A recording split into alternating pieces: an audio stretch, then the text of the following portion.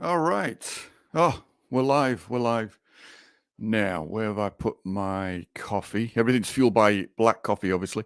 So let me see if I can find where I've put my cup. Hold on a sec. Yeah, there we go. I'm in a slightly different location today. And judging by my face, I'm guessing I am, well, I know I'm unshaven. My wife managed to twist her ankle yesterday. Actually, we were viewing a property, so she managed to twist her ankle, which was unfortunate. So she's kind of laid up in bed a little bit. So this morning I was up. She normally does the boys' lunches for school, so I was up doing all of that, and then I took him to school. So that's my excuse for not having had a shave, and my excuse for my hair looking so rough is well, partly my age, I'm sure. But also, I'm going to blame it on the fact that the barbers and the hairdressers and all those kind of people are still shut because of the pandemic and everything else that's going on.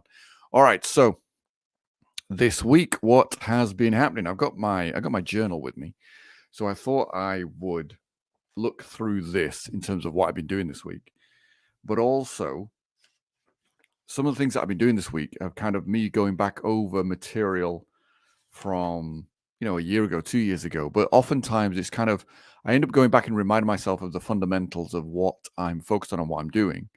Partly every time I face a problem or a challenge. So this week, for example, I've had problems with silly stuff. For example, like within Facebook, I go into my business manager in Facebook and I want to create a custom audience from a video that I'm running. So, for example, I've been taking some of these live videos and boosting them, so putting a little bit of money behind them, seeing what kind of engagement they get. So if you followed any of my previous lives, then that's top of the funnel stuff. So it's not selling anything, not offering anything, just purely exposing or creating more visibility for myself with more people. So I've been doing that. But on the back of that, inside the business manager, what I have been able to do previously is create a custom audience. So what that means is I can track, a group of people and create retargeting audiences based on how much of the video they've watched. So 3 seconds, 10 seconds, 15 seconds, which is what Facebook calls a through play, 25%, 50% all the way through. But for whatever reason, since a couple of weeks ago, about March the 5th, I think is the last video, whenever I go into the business manager and I say custom audience, video views, and I try to select the videos, it won't let me select them. Like if I literally try to find the videos on my page, it doesn't come up inside the business manager. So very odd. So I've now put out a request to Facebook. They've came back to me. So I've just sent them a little screencast of the problems. Hopefully that's going to get resolved. But so anyway, I was facing a problem. So whenever I'm facing a problem, it's like, okay, I need to solve this. Firstly, it's like, well, can I try this in a different browser? Can I try this by clearing my cache? Can I try, a number of different things? None of it works, by the way. So hence why I got Facebook involved. But then it's like, okay, so what? Then it's going back to what I consider first principles, fundamentals. Like, what's my purpose in doing this? So my purpose is to build a retargeting audience of people that I have gained some visibility with. So they've seen me.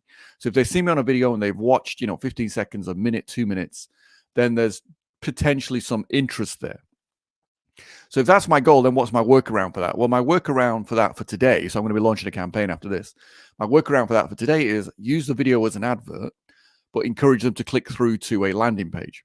So it doesn't really matter what's on the landing page. What matters is they click through to it.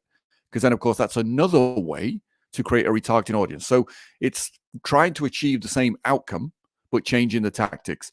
Funnily enough, I was listening to a podcast interview this week. It was, still is, Peter Attia's podcast, which is, I think I've mentioned before, brilliant podcast, well worth listening to. He's a doctor with a very strong interest in longevity, but he was interviewing Stephen Levitt. So you may or may not have heard of Stephen Levitt. He's an economist.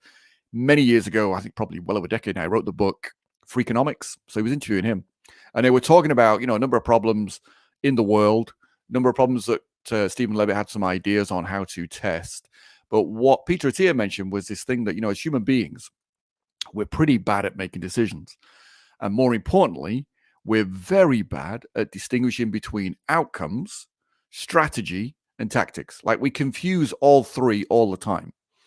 And I would say he's right. I mean, that's my experience as well. Very common, which is oftentimes why I've kind of developed the habit in terms of problem solving of saying, okay, if I've got a problem, step back.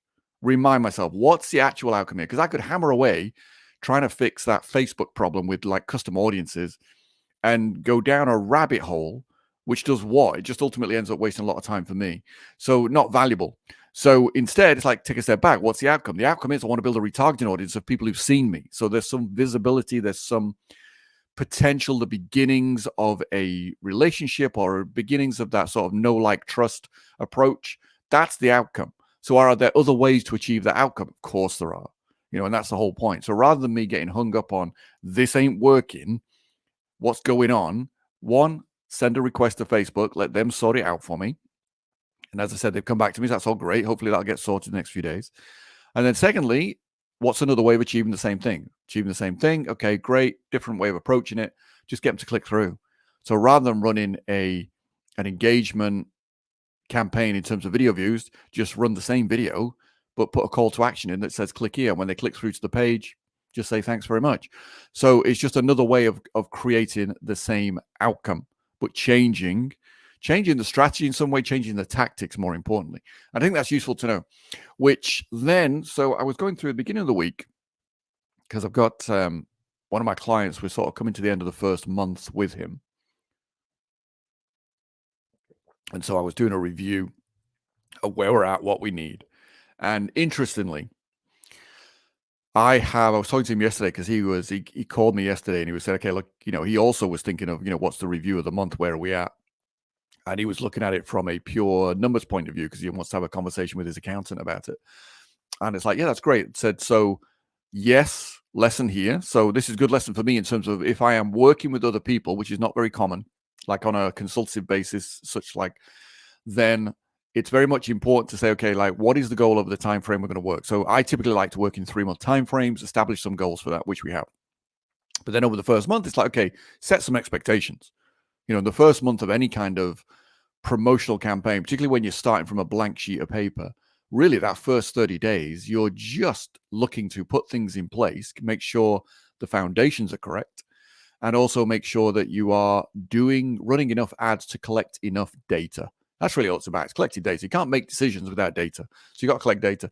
So it was interesting talking to him about that. So I was going through my notes and thinking about what I wanted to do, and sort of also from a where am I at? What's going on in my life? What do I need to achieve? And I came back to a strong fundamental that your identity matters.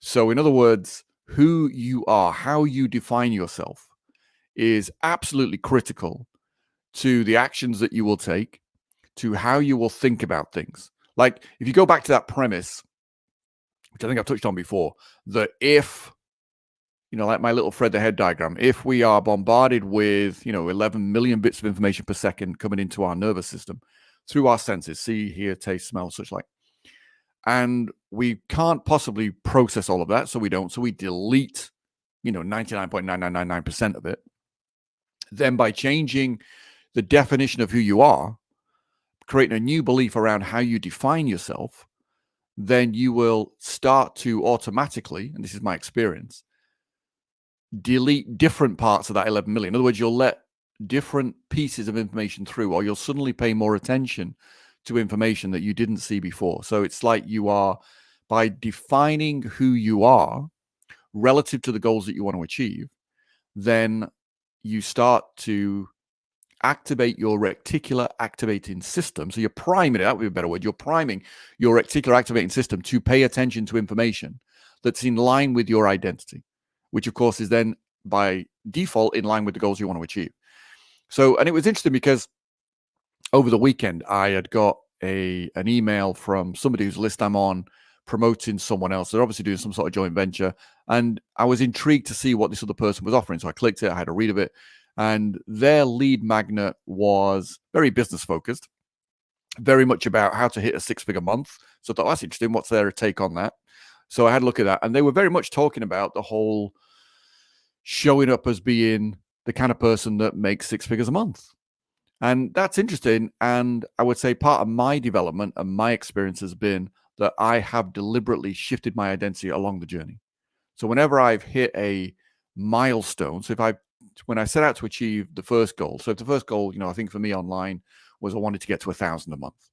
Then when I got to 1,000, I was like, okay, I want to get to 5,000 a month. But each time I'd go back to fundamentals and go, okay, who do I need to be in order to hit that goal? And that's always my starting point. I think that's a very valuable lesson, which then ties in nicely with actually just on that point, because as this is completely unscripted, of course, so I'm just kind of giving you ideas as I'm thinking about them. If you look at David Goggins, if you go through and look at any of his videos or read his book or listen to any interviews, and actually I think the interview I first listened to was Joe Rogan's interview with him. But if you listen to the interview and you listen to his story about his life, his upbringing, and when he made a change and what he did, what he's basically describing is him rebuilding himself, reinventing himself. So in other words, creating a new identity for himself. And once you create that new identity, of course, that identity was of somebody that was unstoppable, someone that, the title of his book says, Can't Hurt Me, someone that would just go crazy full out to achieve the level of fitness he wanted, to kind of develop his mindset to a level of resilience that he'd never experienced before. But it all starts with defining your identity. So I think everything ultimately comes back to this idea of you start with the goal. So if you start with a very clearly crafted goal, and if that goal then is an identity goal, and this is what I talk about a lot in terms of your future self, it's like you've got to be very clear who you want and need to be.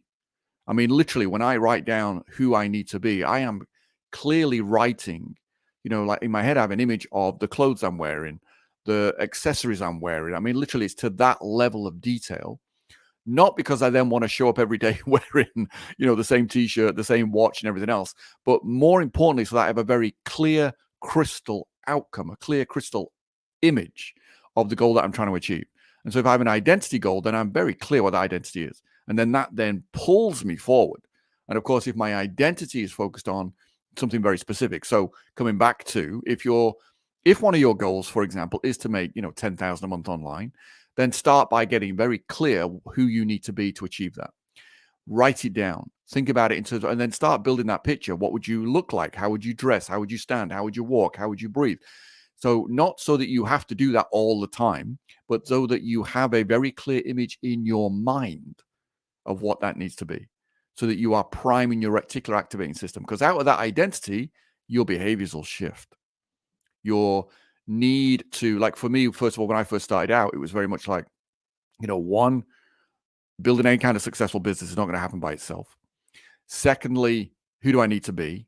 And then, of course, once I'd got clear on that and defined that and really driven it home for myself, I mean, I do it by repetition and by kind of really stepping into that image. So maybe maybe I'll do a little exercise at some point, and I'll put up a video of how to kind of walk you through that. So how to create a new identity, how to step into it. It is something that's in one of my programs, I'm sure, but maybe I'll do a video for that. But I step into it so that I live it and breathe it and embrace it and own it. That's the important part. You got to own it. And then out of that identity, of course, then you start to go, okay, so if I'm going to achieve this, what's the plan? And once you start breaking down the plan, then it's very much back to, okay, what are the skills? What are the strategy? What do I need? So why did I then go off and learn copywriting? Why do I go and learn advertising? Why do I then go and learn negotiation? All of these things were relevant to my identity and to the goals that I wanted to achieve. So that's the important part. So that then ties in with strengths. So I've been reflecting a lot on both the brand of the course business that I'm building and therefore the strengths behind it. So it's very difficult to build a business playing to someone else's strengths. Like if I look at, some of the people that I know and the kind of businesses they built, then there is rarely, like for example, I see a lot of adverts on Facebook at the moment where the adverts are very much about getting new clients. So those adverts don't appeal to me because I'm very clear what my business is. And my business is not client-centered. It is not a client-based model. In other words, I am not looking to bring in high-end one-to-one coaching clients where I put together some sort of program which is high ticket, $10,000, $15,000, $20,000 type programs. I have no interest in that. Why? Because it doesn't excite me. I've tried it. I've done it. I mean, played around with lots of things over the years, but I don't particularly enjoy the one-to-one stuff to the same level that I enjoy group programs or to the same level that I enjoy creating courses. So because I don't enjoy it as much, I didn't want to build a business around it. Does that make sense? And that then ties in with your strengths. So your strengths are going to be reflected in some of the things that you like and dislike. And there is nothing which says you have to build a business a particular way in order to be successful. None whatsoever. So if you are the kind of person that wants to build a high ticket, one-to-one type, one-to-one driven, revenue driven business, then of course that's what you should do. But recognize, is that playing to your strengths? Is that something you really want to do? Recognize the limitations of that kind of business model. Recognize who you need to be to make that business model work. So, and if it doesn't appeal, don't do it. So in terms of strengths, what I've done is, I thought I'd give you some questions. So I've pulled these out and I have got them written down. So I wonder if I can share this actually. How do I do that? Share, what can I share? Share screen. If I say share screen, a Chrome, here we go. That's the one. If I share this. Okay. No, that's not the one actually. Bum, bum, bum, bum. No. Here we go. These are the ones. These are the ones. Now let me make sure that's... yep, that's up. That's up. All right. So I'm sharing this with you. Hopefully you can see some of this. Yep. Okay. So if I put it on this, now I can see what's being shared as well. Can I zoom in on that? Don't know. No, it just has a name. All right. I think it's legible. All right. So if I look at this, then I've put there, these are questions I forget when I collected it. This is Notion.so. This is a note-taking system. It's free as far as I'm aware. I mean, I've been using it for free for a couple of years now, so I'm assuming it's free. I know there's others like Evernote and so on, and I do use Evernote as well. But I like Notion because it's purely online. It means I can access it from anywhere. And it has a few extra features that I don't see in Evernote, which at times I find useful. I mean, all these things have, pros and cons. But these are questions I've collected. So what I put there is, when I was first digging into this, I was very clear that this is the kind of person I want to be. And then I was like, what kind of business do I want to build online? So this is outside of everything else that I do. But from an online business, and one of the reasons I arrived at wanting to teach, for example, came out of reminding myself that I enjoy teaching. I mean, it makes sense. I mean, obviously, having spent 2 decades delivering seminars, you'd think, well, you wouldn't keep doing it if you didn't enjoy it. But it was very much that kind of sit down and just remind yourself of the things that are important to you, that you're good at, and that you enjoy, because that's what you want to build a business around. So, first of all, I put here, find your superpower. The more you can build a business around your superpower, the more enjoyable it will be, and the easier it will be, way easier for you to grow it. So I put here, and these are not all questions unique from me. These are questions because I go searching for questions. So at the time when I was doing this, I was searching for other people's questions, because questions drive answers. And that's kind of the best way to think, is to ask questions. So a couple of things to think about. What comes naturally to you? Outside of the birds and the bees, no jokes. Let's not lower the bar. So what comes naturally to you? What fills you with passion? And this one was important. What makes time disappear for you? Now, absolutely, I know that when I am in flow, and if I think about the times that I've been in flow, then I have times in flow when I'm training, so doing karate. But obviously, I didn't particularly want to build a business around karate. But here's what was interesting. When I first did this exercise, this is what came out of it. It was not one business, but several businesses. So what makes time disappear for me? Well, karate makes time disappear for me. And I was thinking, okay, so I don't want to teach karate. That's not something I want to do. But some of the supplementary training that I do around karate, are there products within there that I could promote, that I could give some attention to, that I could run some campaigns for, that I could make a profit from? So that's how new ideas come out for me, by asking some of these questions and not limiting my thoughts or my focus.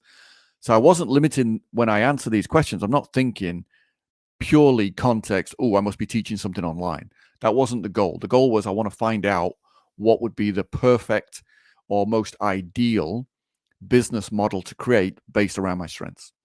So what comes naturally to you? What fills you with passion? What makes time disappear? Now, the other thing that makes time disappear is one, when I'm kind of in flow in front of an audience, but also the Q&As that I do. So in a Q&A, I absolutely love Q&As because one, there's a sense of variety to it. So in other words, there's a sense of surprise that I don't know what someone's going to ask me. But there's also, for me, there's this certainty that I have an answer. Like whatever challenge they have, whatever problem they're facing, whatever question they ask, I know I have an answer for them. And then beyond that, I also have a second level of answer for them. Now, what I mean by that is when somebody asks a question, there's two things going on. One is they want an answer to that question, so they're listening. But secondly, and this is what goes on in my head, it's like sometimes I'll go, why are they asking that question? Because that gives me an indication of maybe the bigger issue they're facing that they haven't realized yet, or it gives me an indication of some of their beliefs, and maybe some of their beliefs are not in alignment with the goal they want to achieve. Does that make sense? Now, it might be getting a little bit deeper, a bit like kind of psychotherapy type thing, but I found it very useful because sometimes I can then not just answer their question, but I can address the underlying concern. And that's very powerful. And I enjoy that because that creates real transformation in people. And so I'm excited by the opportunity to help transform people's lives. So then, okay, if you then take that idea and you go, okay, Q&A, how do you do that online? Can I do that online? Well, yes, you can. Where would it make most sense? Well, it makes most sense to do either live Q&As and give people the opportunity to ask any question they want, knowing I can come up with an answer. And it also means if I was to run a coaching program, which would be group-based, so that then there is the opportunity for me to get a selection of questions, more than one question at a time, from a multitude of people from all different angles. So there's more variety in it, more enjoyment from it. So then you go, boom, then I should play to that strength. If I enjoy answering questions, if I enjoy knowing that I've got an answer, in other words, I'm good at solving problems, and I am, then that's a strength. So I should play to it. If it's a strength for me to be able to bond with people, bond with an audience in a seminar, then I should play to that strength. So I'm looking to, one, identify all of my strengths, all the places where I feel that I'm in flow, where I feel that I'm just in my zone, where I'm like bulletproof to the point where I know there's nothing that could get thrown at me that I don't understand, that I wouldn't be able to answer. Hi, Rajesh. Let me click. I need to click this, don't I? Click that. It comes up. Yeah, good morning to you, my friend. So that's part of it. So it's like identify that. So these questions, obviously, again, as I talked about before, grab your journal, spend some time with these questions, and I will find a way to turn them into some sort of PDF, and I'll put them below the video. Or actually, straight away, there's an idea. It's like what I can do if I want to, when Facebook solved my problem and I can start retargeting, what I will do now, so I'll record this so I remember it when I come back and listen myself. What I'll do is I will turn these questions into a PDF, and then I'll offer them maybe as a lead magnet. I can play with that. Or I can offer them on a second landing page. So there's no opt-in required, but they have to click through to the landing page. So that goes back to my original thought at the beginning of this live, which was, another way to collect a retargeting audience to solve the problem I was having. So good. I'm glad I've put that in. Where are we? We're at minute 23. So I should make a mental note, minute 23. All right. So going through the questions, what comes naturally, what fills you with passion, what makes time disappear for you? Now, you may find that some of these questions resonate with you more than others in terms of helping you identify your strengths. For me personally, when I started thinking about when does time disappear, that means I'm in flow. So I found that a very useful question because I had lots of answers to that, lots of memories of times, places, events of when I felt in flow. So time just disappears. And then it's like time back from that. Okay, what were those events? What was happening in those events? And of course, for me, that was I'm answering questions. People are throwing their problems at me and I'm answering questions. That's really what it was about. What makes you different? And I put in brackets there, think odd or weird.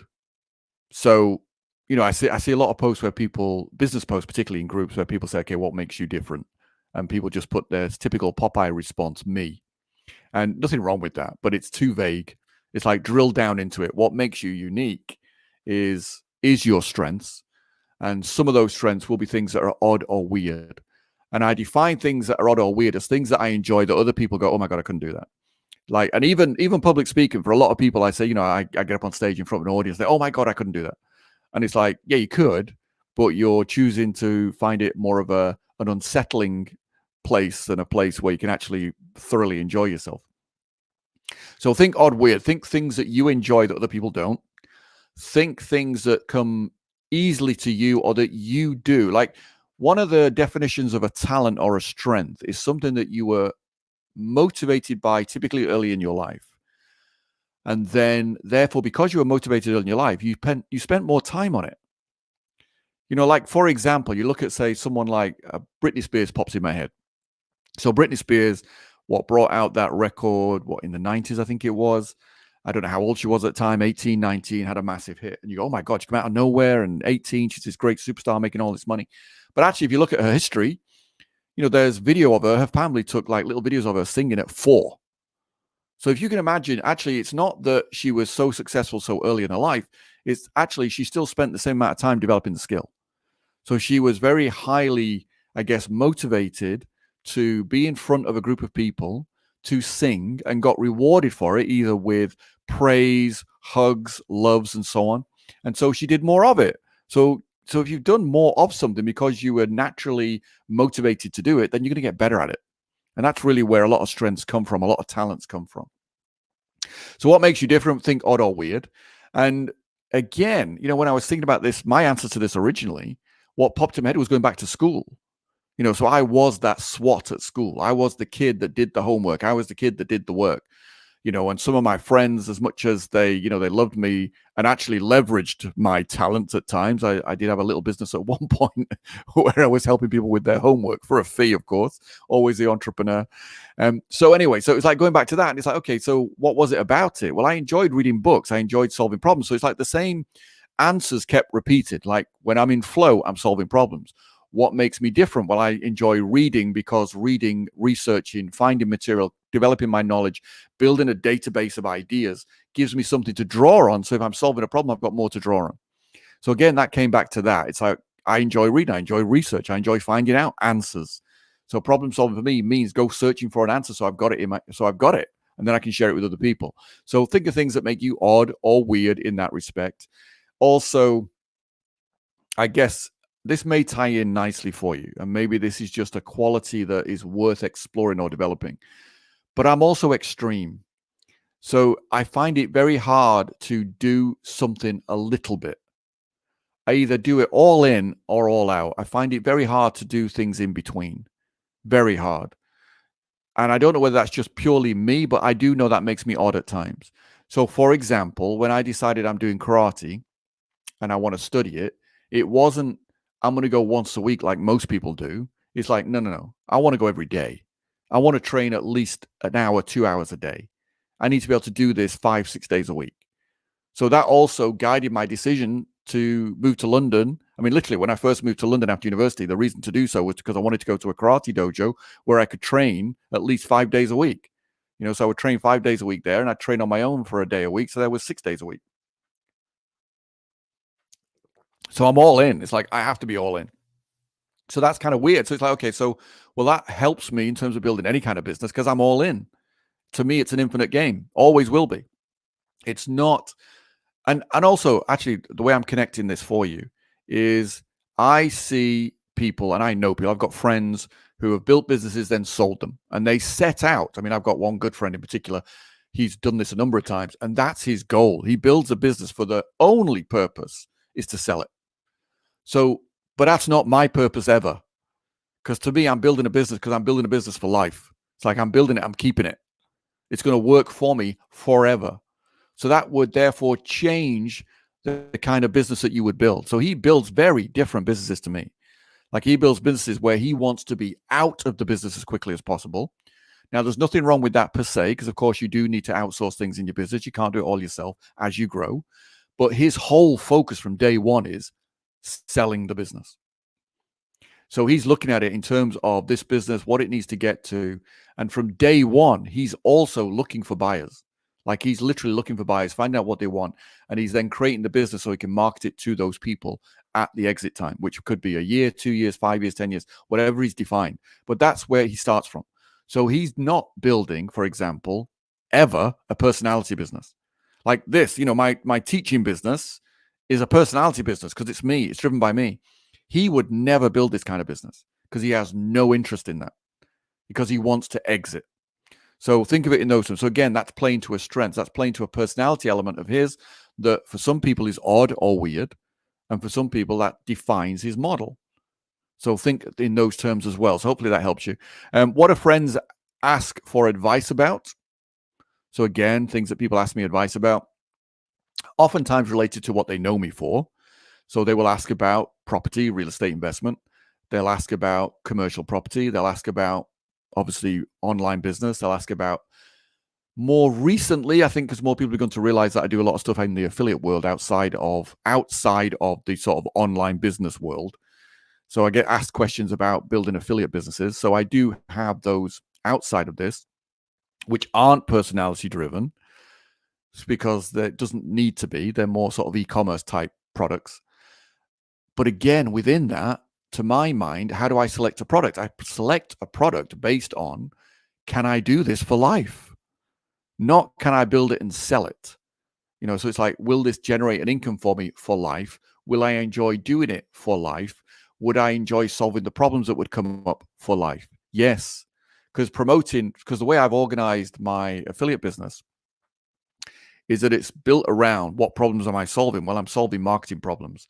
I'm solving problems where marketplaces are getting more and more saturated. So I have to be more creative to find an angle to win in that field. So as I'm talking to you, of course, what you're probably recognizing is there's this desire to not just solve problems, but to seek out places where I have to solve problems, because that puts me in flow. And then there's the creative aspect. I want to express myself creatively, and I can do that through advertising. I can do that through marketing. I can do that through designing campaigns. So all of that.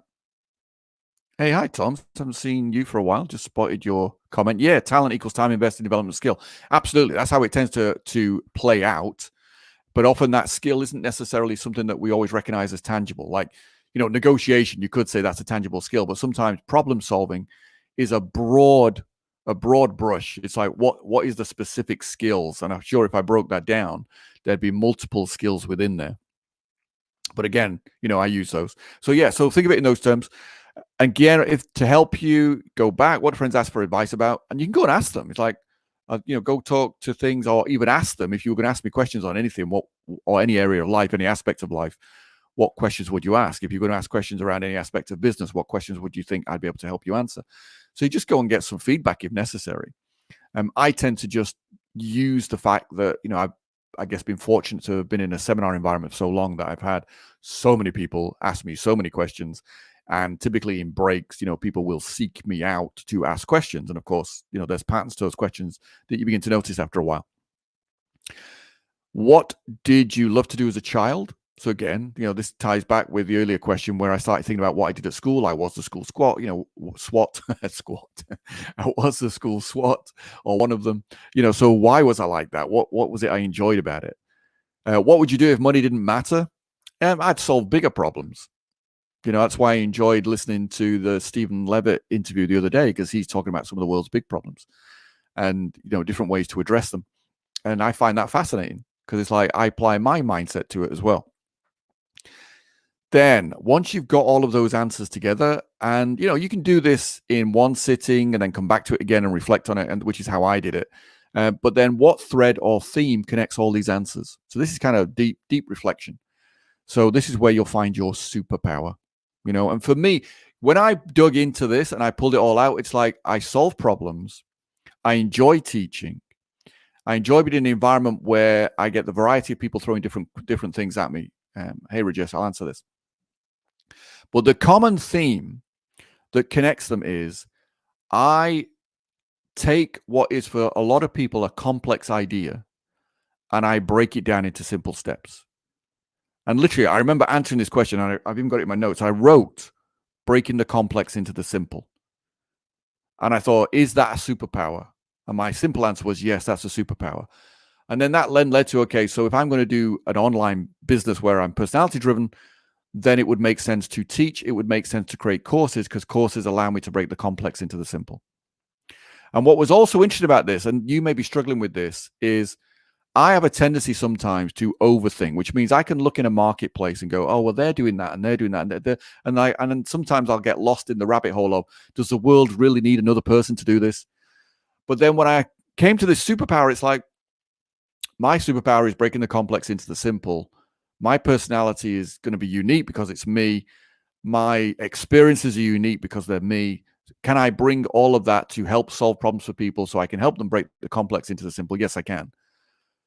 So it doesn't matter how many people are in the marketplace. All that really means is there are people that want that value, and therefore there's profit to be made. So can I play to that strength? Yes. And then I got started. It's like, well, let me create courses and let me break down the complex into the simple. So, Rajesh, hi. Question. I'm looking for a lifestyle home-based business rather than building an empire. Totally. Wouldn't an online coaching and consulting business or a digital information product business be best? Are you asking which of those would be best? Again, see, this is really that question. Like what I said earlier about if somebody asks me a question, I've always got an answer. But then secondly, I go in my head and go, why are they asking that question? And I appreciate, yeah, I get it, Rajesh. You're an overthinker as well, like me. So why are you asking that question? And I would say you're asking that question because you haven't identified your superpower yet. And so doing this exercise and leveraging your strengths and your desires as well. Like I enjoy coaching, but I enjoy group coaching way more than individual coaching because I enjoy the fact that I can do a group and I can have the leverage. Like I enjoy having the leverage. So if I have 100 people on a call, that's far more interesting to me than having one person on a call because there's going to be 100 different viewpoints, 100 different models of the world, if you like, 100 different potential questions. So there's more variety in that. There's more profit in that. And so the idea of a business which would be one-to-one coaching, even if it was each person's paying, like I said before, if each person was paying 10,000 or 20,000 or whatever it might be, even if they were doing that, I wouldn't want to do 40 hours of coaching a week. I mean, that would just drive me crazy. I wouldn't enjoy it. To my mind, I guess for me personally, I don't view that as the smart option for me. And so it's really coming back to what's a smart option for you. So you can do this two ways, and I would suggest do this two ways. One, screenshot these questions that are on the screen now. Let me hide your comment, then you can see them all. So screenshot that so you've got them. And then answer them. So spend some time on them. And then also go the other way. So take online coaching, consulting business, digital information product business, and start listing pros and cons of those. Because the pros and cons you'll list will be pros and cons that are relative to you and your personality. So this comes back to, what's your strengths? What are your superpowers? Because what is a pro for you could be a con for somebody else. What is a con for you could be a pro for somebody else. Does that make sense? If it doesn't, it will when you start getting into it. But do the exercise because really these kind of answers are only in you. So it is down to you to kind of do this yourself. For me to say, like I'm building a course-based business. But on the back of that, I do want to create a membership business where I do Q&A calls. Because as I said, I enjoy doing Q&A calls. And I haven't decided yet whether they'll be one a week or one every 2 weeks, but there'll be a Q&A call in there somewhere, or one a month. It depends on how many people and how often I feel like doing it, and whether I choose to do a Q&A call that's just, I do one a month, but it's an unlimited amount of time, or I do one every 2 weeks and it's limited to, an hour, 2 hours, an hour and a half, whatever it might be. So it's very much about, I want to bring that in because I enjoy it. And as a business model, there's leverage, therefore there's profit. But you need to decide that for yourself. If you hate the idea of breaking down a concept or some form of knowledge into modules and therefore into lessons that guide somebody from no understanding all the way through to full understanding and breaking it down so that it's simple for them to follow, for them to understand, and for them to get a result, if you hate doing that, then you wouldn't build a course business. If you like the idea of that, but you don't want to create the courses yourself, see, this is where the other model comes in, you can do it as an affiliate. So then you go, okay, if I literally just wanted, actually, let me apply this to, say, the health world, because I do health supplements. To apply that there, I don't make the supplements. I just promote them. I don't make courses on ketogenic diets or low carbohydrate diets. I don't create courses on weightlifting, working out, strength training, but I promote those things because I know they add value. They're important to me because they're part of my lifestyle. They're important because I can, and then I get to play to my strengths, which is I enjoy coming up with solutions to problems. Can I come up with unique angles? Yes, I can.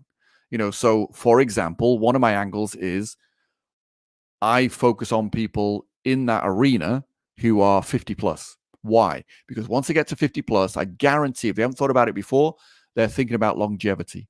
And they certainly are by the time they've read any of my material. So they're thinking about longevity. And then it's like, okay, so what's going to give you greater longevity? What's going to give you not just longevity of life, but quality of life? And muscle mass is important. So that's why I can then say, okay, muscle mass is important. How are you going to build muscle mass? Well, you better learn how to lift weights correctly so you don't do yourself an injury. Here's a course, go buy this. So I enjoy that because I don't have to create the course. I don't have to provide the customer service for the course, but I still get to help people and I still get to leverage my creativity. And I still get to leverage my ability to solve problems by looking at the marketplace and going, what's an angle that hasn't been used yet? How can I come up with something unique? And does that make sense? So that's what I do. So there's so many ways you can build a business, but it's important to recognize you've got to build it around what you like, what you enjoy, and what your strengths are. So to answer that question fully, I know I've gone on a little bit there, Rajesh, but you really answer those questions, spend time on them, screenshot them if you haven't already, and then also, write down online coaching, consulting, digital information product. And I would put like an umbrella over that and put as an affiliate. Or, so it's either you could literally do any of those businesses as an affiliate. So you're basically promoting and getting clients for someone else, or you're selling someone else's courses, or you're doing it yourself. So you're creating your own courses, you're doing the coaching yourself, you're doing the consulting yourself. And there's two different business models, two ways of looking at it, and ultimately decide which plays most to your strengths, which plays most to what you want. If you want, I guess, if you enjoy sitting on your own and coming up brainstorming marketing campaign ideas like I do, then the affiliate model could work really well. But I also like talking to people. So, I have to balance that by having, in my case, two different businesses. Anyway, I don't want to overcomplicate that, and I don't want to give you too much to think about.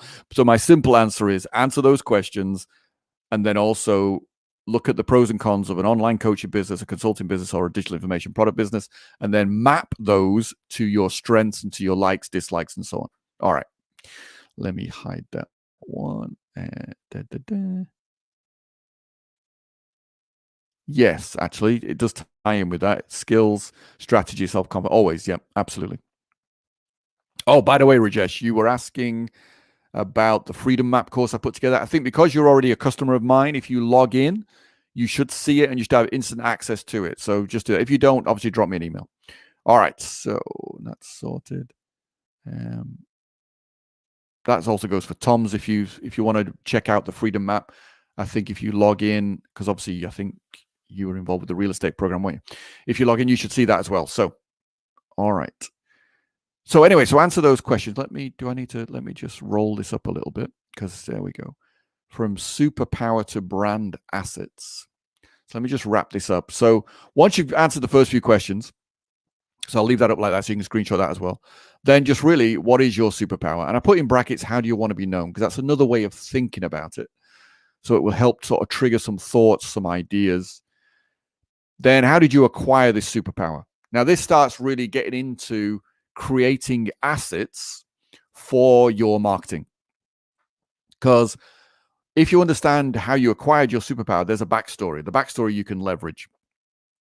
Going through and thinking about how you acquired it also helps you potentially identify a deeper understanding of your strengths. So there's two kind of purposes to that question. So I put here, think chain of events. So what were the chain of events that led to the breakthrough in your thinking, which created a change in your results because of the breakthrough? And oftentimes that's therefore where your superpower is. And also, as I say, you then got a story you can use. What is your big flaw or weakness?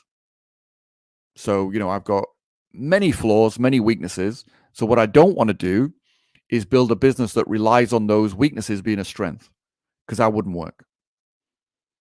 It can only work if you recognize your weakness and go, okay, if it's a weakness that the business absolutely has to have, then you have to bring somebody in whose strength covers that.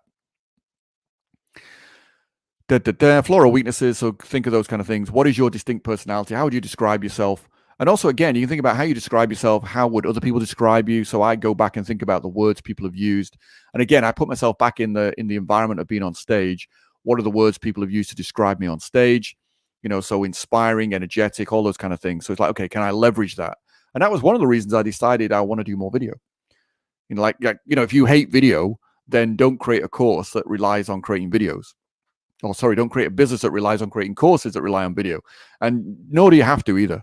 Actually, I saw this about a year ago. Somebody had posted saying, if I want to create a course business, do I have to create video? And it's like, no, you don't actually. And you could look at Andre Chaperon, for example, has created a number of courses. All of them are written because he likes to write. Personally, I don't like writing. Like, I'll do it when necessary, as in for marketing materials and so on. But I don't like to be a writer in the sense of, writing a book or such like, I find that hard, very hard. I don't enjoy it at all. But he enjoys writing, so all his courses are text. They're all written.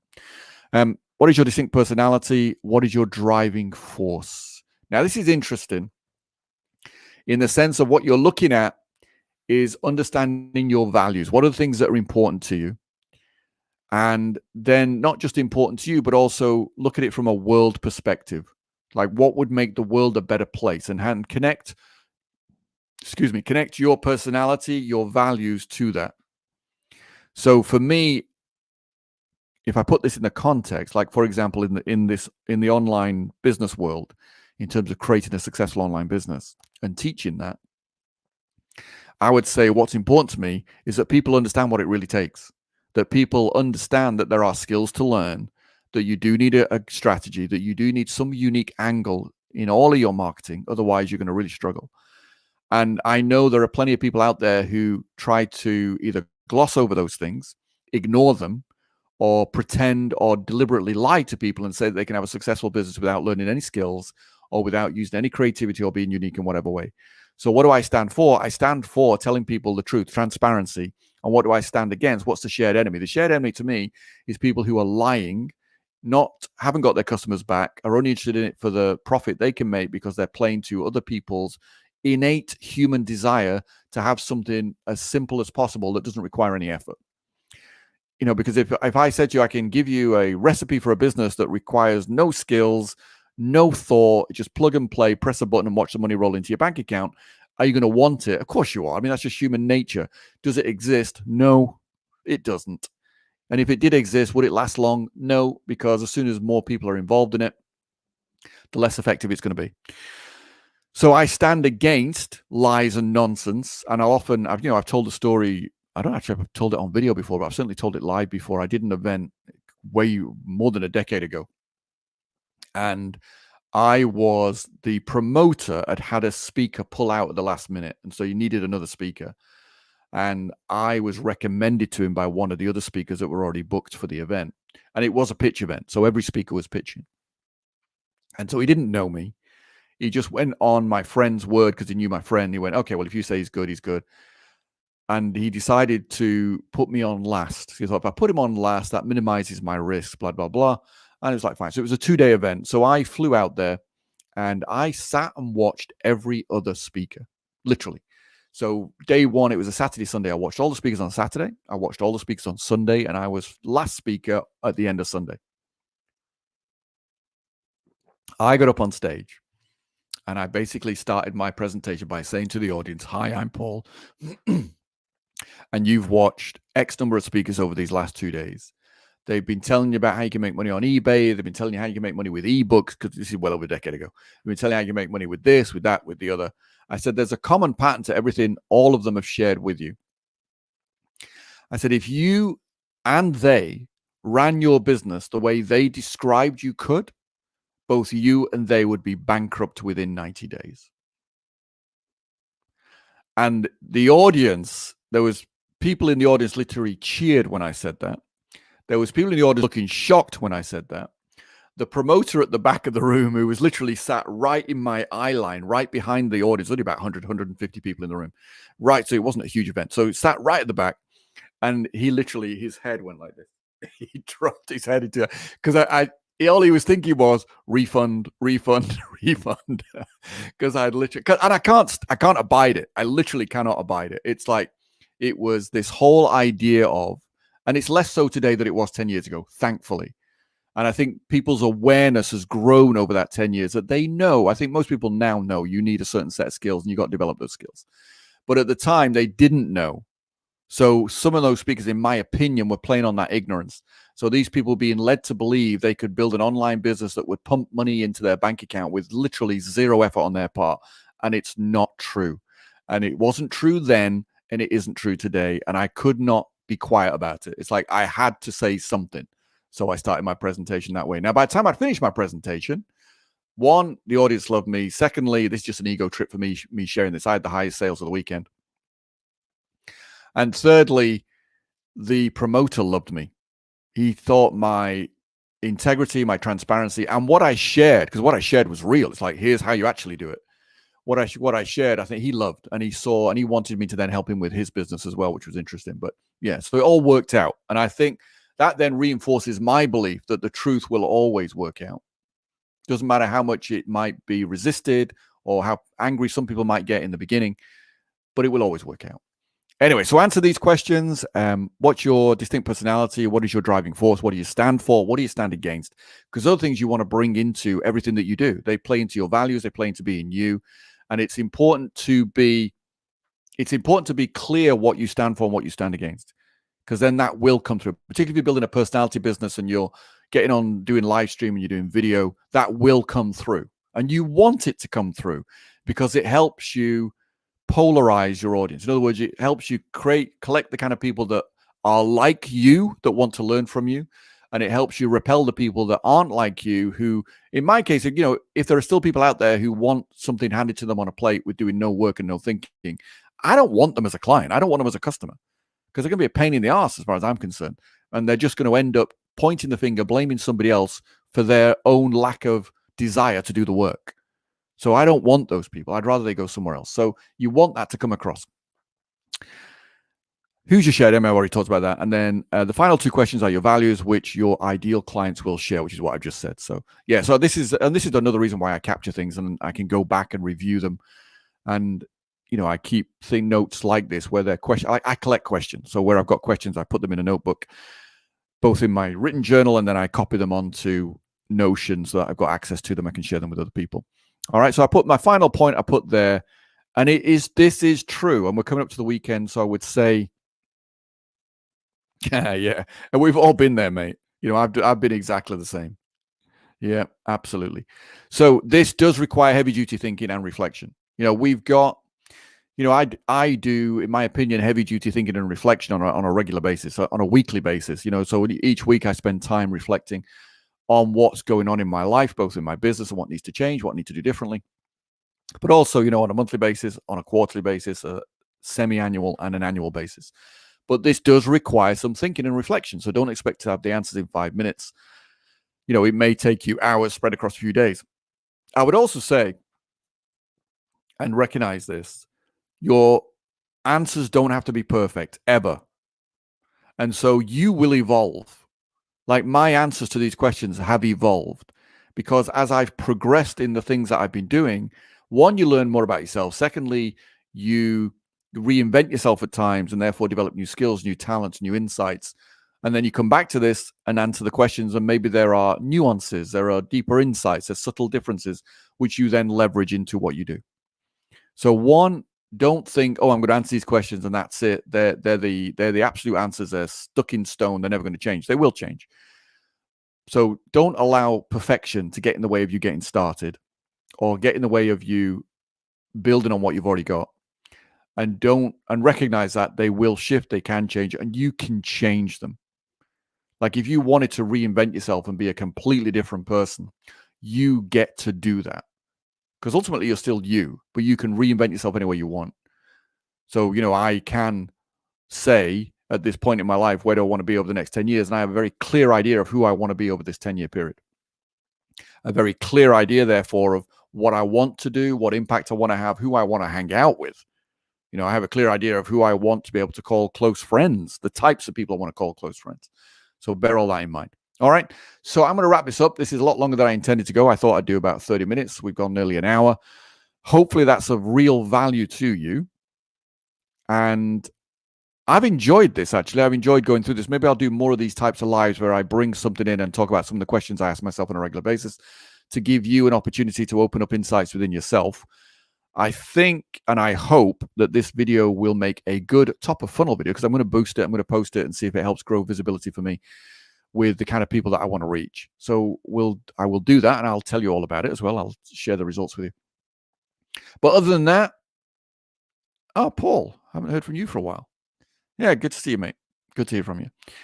And I will, as I say, I'll let you know how it goes in terms of promotions. But also what I'd like, if you do make the time, is, answer these questions, maybe send in some insights of what you've gained from it and what you've learned about yourself and how you will leverage that into your business, either existing business or a business you're about to start. All right. Okay. So take it easy. It's Friday. Enjoy your Friday. Enjoy your weekend. Make time to answer these questions, and I'll catch up with you another time. Cheers.